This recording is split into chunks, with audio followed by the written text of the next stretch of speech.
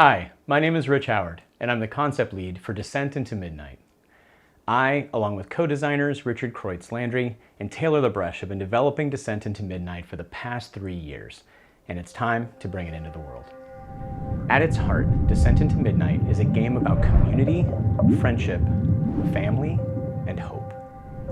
It's a tabletop role-playing game that takes place in a technologically advanced, aquatic civilization whose culture has never been touched by humanity. Bioengineering and psionic, or mental power, allow the strange and varied species to communicate and interact with their surroundings, no matter their physiology. In the game, you play psychically gifted guardians, defending your community from a physical, emotional, even existential threat. I'm gonna say, my game is really, really good. But this game is ridiculous. That truth just hit me. I was like, damn, actually, maybe I like this more than my actual game. We have no canon setting for Descent into Midnight. Instead, we help you create the species that you want to play, then work with the other players to weave their cultures and histories together to form a civilization that's entirely unique to your table. Literally anything you know about the ocean can be turned into inspiration for your character.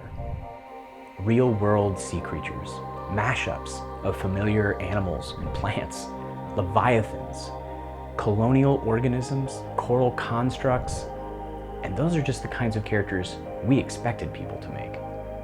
But our playtesters took it to a whole new level.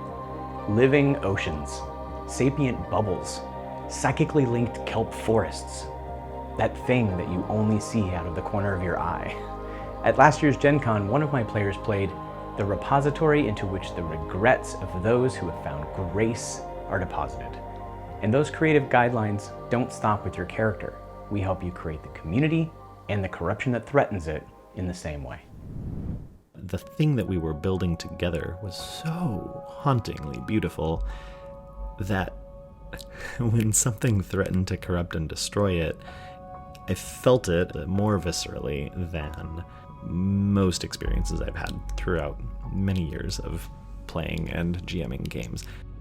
With that much creative freedom, paralysis through analysis is very real. And that's where the Powered by the Apocalypse engine shines. Instead of classes or point-buy systems, Descent into Midnight uses playbooks to guide you through character creation and to weave your story into all the others at the table. Each playbook is designed around a familiar trope to give you a narrative anchor in this alien environment that we drop you in. We then use leading questions and evocative language to seed your imagination with ideas.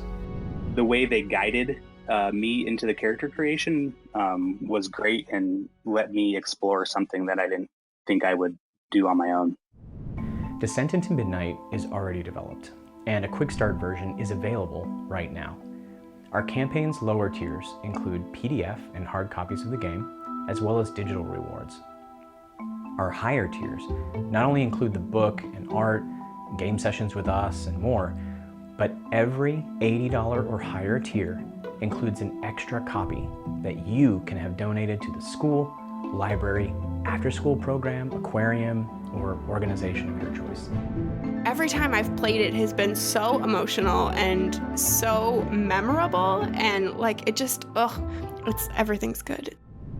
In addition to a number of digital stretch goals, we're excited to announce that Eric Campbell, producer and game master of Callisto 6, Shield of Tomorrow, and Clear Skies, along with Q-Time Studios in Los Angeles, are producing an original streaming series of Descent into Midnight, starring the incredible Streampunks gaming troupe. When we hit our first stretch goal, the Streampunks will create a one-shot adventure available to everyone on Twitch and YouTube. For each stretch goal we hit, they will produce an additional episode, up to a full 12-episode season. We can't thank Eric and the Streampunks enough for this incredible support, and we can't wait to see the world they create. Out of this Gen Con, and probably out of every Gen Con we've been to, this Descent into Midnight game was the highlight. Descent into Midnight has been a labor of love for us, and the reception has already been far more than we could have imagined. From Taylor, Richard, the entire production team, and myself, thank you. and welcome to Midnight. This is why I say like I kind of like it more than my game. My game takes a mutation and says this is how you can demonstrate your humanity, but it's still tied to like human as a base core. In this game, when you become a fish, all of the things that you think you know about the world completely shift, and so the world building ends up happening on this level of continuous surprise.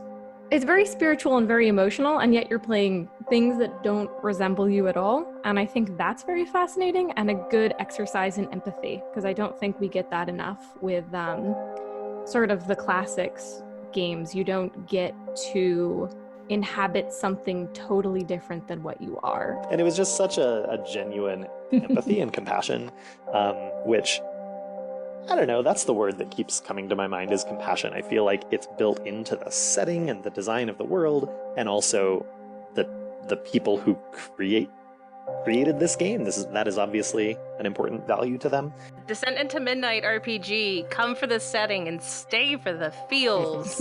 I'm not gonna lie, I cried. I posted a picture to Twitter of me actually weeping like water from my eyes during this game. To have this game and this wonderful kind of time take you over and take you on this journey for 4 hours, it was amazing. And it doesn't happen all the time, and I really think it was the willingness of all of you as playtesters just to go on that journey together, and it really made it so special, and I just can't even say enough thank yous for that.